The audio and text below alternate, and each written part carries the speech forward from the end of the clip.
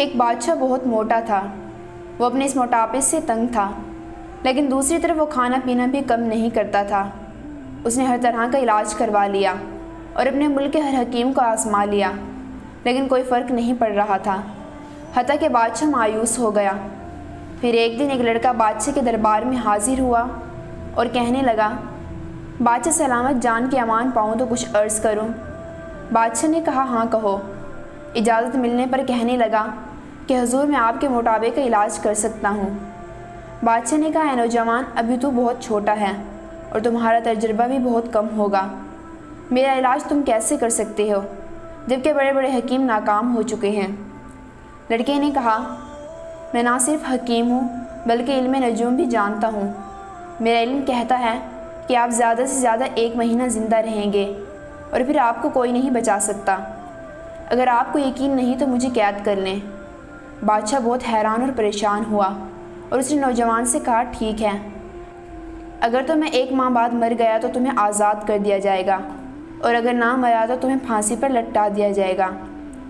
چنانچہ نوجوان کو قید میں ڈال دیا گیا۔ دوسری طرف بادشاہ اپنی موت کی خبر سن کر اندر ہی اندر پریشان رہنے لگا۔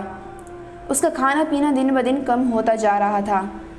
اس نے سوچا کہ کیا پتہ میں 1 مہینے بعد سچ میں مر جاؤں، کیوں نہ تب تک اپنی رعایا کی خدمت کر لوں۔ پھر کیا تھا کہ بادشاہ نے دن رات اپنی رعایا کی خدمت کرنی شروع کر دی۔ بادشاہ دن بھر عوام کے مسئلے سنتا اور ان کو حل کرتا، رات کو بھیس بدل کر لوگوں کے حالات جاننے نکل پڑتا۔ موت کی فکر اور کھانے پینے سے توجہ کم ہوئی تو اس کا جسم دیکھتے ہی دیکھتے سوکھ کر رہ گیا اور ہر قسم کا موٹاپا جاتا رہا۔ پھر 1 مہینہ بھی گزر گیا تو بادشاہ کو موت یا بیماری کے کوئی آثار نظر نہ آئے۔ اس نے نوجوان کو قید خانے سے نکال کر دربار میں بلایا اور کہا کہ جھوٹ بولنے پر میرا دل تو کرتا ہے کہ تم کو قتل کر دوں، لیکن تمہارے جھوٹ نے میرا وزن کم کروا دیا۔ اب مجھے بتاؤ کہ تم نے جھوٹ کیوں بولا؟ تو نوجوان کہنے لگا، بادشاہ سلامت، میں نہ تو کوئی حکیم ہوں اور نہ ہی نجوسی، مگر مجھے اتنا معلوم ہے کہ بے فکری انسان کو دبلا پتلا ہونے نہیں دیتی۔ اسی لیے میں نے آپ سے موت کا جھوٹ بولا تاکہ آپ پریشانی میں مبتلا ہو جائیں اور آپ کا کھانا پینا کم ہو جائے اور آپ موٹاپے سے بچ جائیں۔ بادشاہ نوجوان کی باتیں سن کر حیران ہوا اور اس کی عقل مندی سے متاثر ہو کر اسے بہت سارا انعام و اکرام دے کر رخصت کر دیا۔ سچ کہتے ہیں کہ جو انسان ٹینشن نہیں لیتا وہ موٹا ہی ہوتا ہے، اور جو فکر کرنے والے ہوتے ہیں وہ دبلے پتلے ہوتے ہیں۔